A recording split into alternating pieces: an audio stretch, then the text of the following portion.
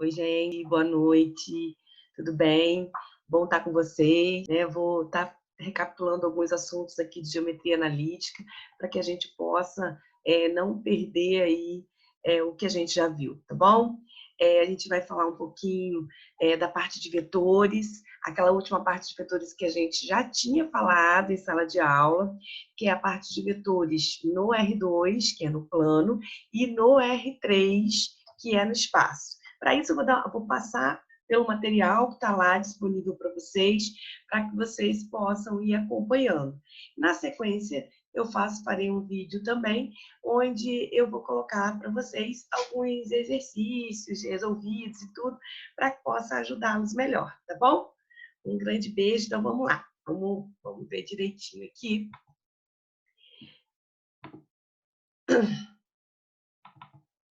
Então, a gente estava falando de vetores no R2 e no R3, né?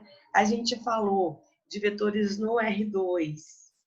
A parte de vetores no R2 foi a parte que a gente entrou mais, né? A gente viu que o R2, na verdade, nada mais é que é o plano, né? Que o plano XY, e nós falamos isso em aula. Se vocês se lembram, aqui, ó, a gente tem um plano x e y, né? A gente tem o eixo x, o eixo y, e um vetor do R2 é um vetor que está sob esse eixo. E aí aqui a gente relembrou um pouquinho, ó, como que eu marco pontos, né? Aqui a gente marcou o ponto A, o ponto B, o ponto C e o ponto D.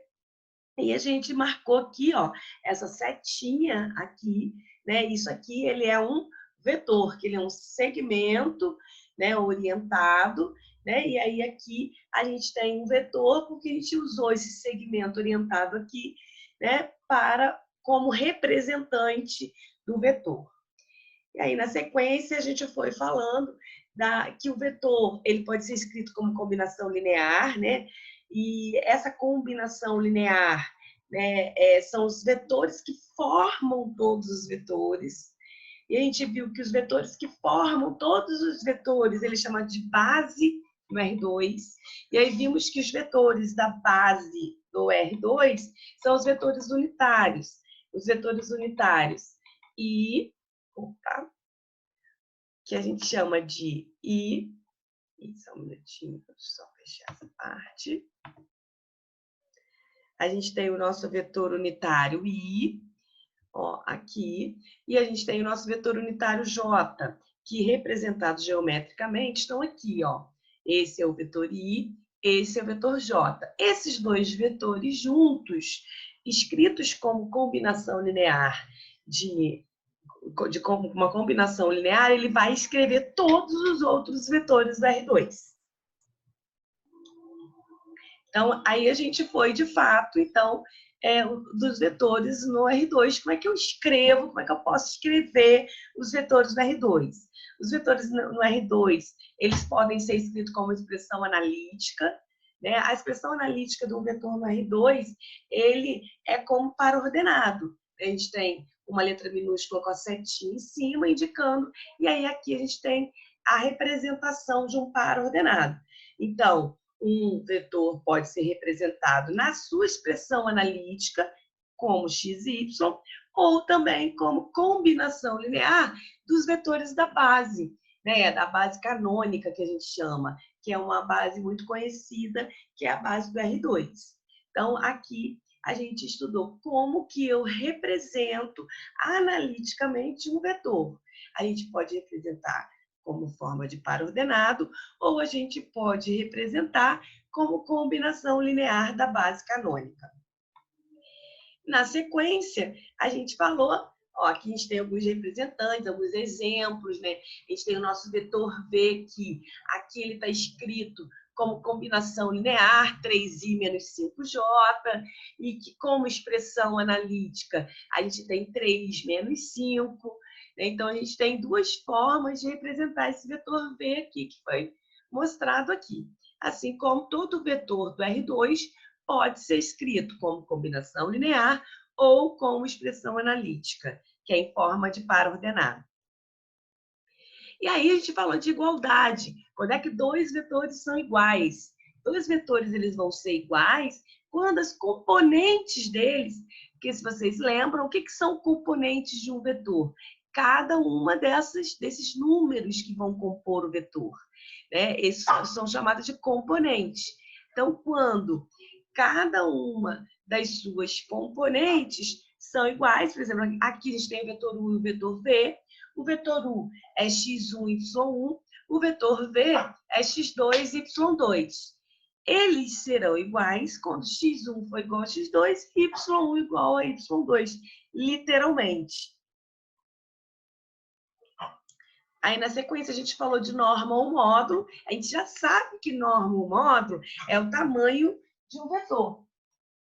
É o tamanho de um vetor. E como que eu escrevo isso? E aí, como é que eu escrevo isso de forma numérica? Como é que eu represento essa forma, essa norma ou módulo? A gente viu que todas as vezes que a gente quiser escrever o tamanho do vetor, quiser encontrar o módulo do vetor, né, ou norma, a gente vai fazer a raiz quadrada da soma dos quadrados das componentes. Por exemplo, o vetor U, que é 2 e 1, ele vai ter como módulo a raiz quadrada do 2 ao quadrado mais o 1 ao quadrado. Ou seja, o vetor U, 2, 1, ele tem como módulo raiz de 5. Então, o tamanho dele é raiz de 5. E aqui a gente tem outro exemplo também. E o versor? O versor, a gente já sabe, a gente já viu que o versor é um vetor correspondente a um outro, sendo que todo versor, ele tem tamanho, ele tem o seu módulo igual a 1. Né? Então, esse versor, né, o versor de um vetor vai ser o vetor unitário correspondente a ele. A gente já sabe isso. Como é que eu calculo? Então, para calcular, a gente pega o vetor que a gente tem e divide pelo módulo dele mesmo, então pelo tamanho dele mesmo. Todo versor, a gente tem que lembrar, ó, todo versor sempre vai ter módulo igual a 1. Se eu falo versor, eu tenho que lembrar, módulo igual a 1. Então, aqui, ó, a gente tem o U, né, aquele que a gente acabou de ver ali, o módulo dele, 2 e 1. Vimos que o módulo dele é raiz de 5. E aí, se a gente quer calcular o versor desse U, eu vou fazer U dividido pelo módulo dele. Então, 2 e 1 dividido por raiz de 5, vai ficar 2 dividido por raiz de 5 e 1 dividido por raiz de 5. E aqui a gente mostrou, aqui no azul, a gente mostrou aqui que o módulo dele é 1. Mas é óbvio que seria 1, porque ele é versor. Tá bom? Então, assim, eu não preciso ficar demonstrando esse módulo aqui. Eu só preciso saber que encontrar o versor é encontrar um vetor associado a outro, de modo com que esse módulo seja igual a 1. Tá bom? Não pode esquecer isso. Aí a gente falou aqui a gente tem um exercício que a gente fez em aula, né? Até foi um dos colegas que fez para a gente em aula, onde a gente falava de igualdade, tínhamos o vetor U e o vetor V, e aí fizemos a igualdade de U com V e encontramos quem era X e quem era Y nesse caso. E aí falamos das operações com vetores do R2. Falamos das operações de soma de dois vetores, adição de dois vetores e da multiplicação do vetor por escalar. Então, a soma de dois vetores, eu tenho o vetor U, eu tenho o vetor V. Eu quero somar esses dois vetores, eu vou pegar a componente x de um somada com a componente x do outro e depois a componente y de um somada com a componente y do outro. E aí eu vou encontrar o vetor soma. E a multiplicação por um escalar, toda vez que a gente fala de escalar, a gente está falando de um número. Então, todas as vezes que eu quero multiplicar um número por um vetor, eu vou multiplicar este número, que aqui a gente chamou de A, este número A, vai ser multiplicado a cada uma das componentes, tá bom? Então, a gente tem A vezes o vetor U, a gente tem o vetor U aqui, e aí esse A, que é o escalar que a gente está usando como escalar qualquer, ele vai ser multiplicado a cada uma das componentes. Aqui a gente tem um exemplo, o vetor U e o vetor V. Vetor U é 4 e 1, vetor V é 2 e 6. E aí a gente queria somar U mais V e fazer 2 vezes 1. U mais V, se U é 4 e 1, se V é 2 e 6, a soma deles eu vou fazer 4 mais 2, igual está aqui, e 1 mais 6, igual está aqui. Então, a soma do vetor U com o vetor V vai ser 6 e 7. E se eu quiser fazer a multiplicação de 2 vezes o vetor U, eu vou multiplicar 2 com cada uma das componentes do vetor U. Então, 2 vezes 4, 8, e 2 vezes 1 vai dar 2. Tá ok? E aí ficaram algumas tarefas para vocês fazerem em casa.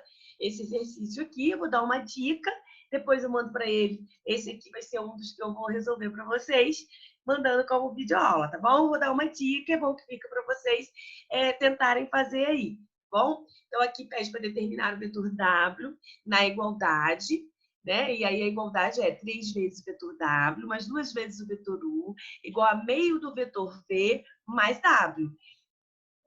Foram dados, ó, sendo dados U, 3 e menos 1, e V, menos 2 e 4. Lembrete, tudo que a gente aprendeu até agora vai nos dar suporte para resolver essa igualdade. A gente viu soma e multiplicação por escalar, adição, né, e multiplicação por escalar. E aí, igualdade. Então, aqui estamos envolvendo as três coisas que a gente viu. Multiplicação por escalar, igualdade de vetor e soma de vetor. O que eu não tenho? Eu não tenho W. O que eu tenho? Eu tenho U e eu tenho V. O que é o ideal? É uma equação. Uma equação tem que ser um equilíbrio. Então, o que eu posso fazer? Tem diversas formas de fazer. Mas uma dica que eu dou é que vocês coloquem W em um dos membros e os demais no outro membro. Tá bom? Então, fica aí a dica. Vou voltar com vocês, tá? E aí eu trago esse exercício aí resolvido e comentado com vocês, tá bom? Aí ficaram mais algumas tarefas, ó. Aqui a gente tem também para encontrar o número A1 e A2, tais que W é igual a vezes A1 vezes U, mais A2 vezes V. Lembre-se sempre, A1 e A2 é número, e esses números precisam ser encontrados, tá? Eu tenho vetor U, eu tenho vetor V, eu tenho vetor W. Primeira dica, essa é a igualdade que eu quero. Quero encontrar A1 e A2. Vou colocar o vetor W aqui. Vou colocar o vetor U aqui. Vou colocar o vetor V aqui. Os vetores numéricos. E aí, isso vai me dar um sisteminha. Esse sistema vai ser bem fácil de resolver como igualdade de vetores.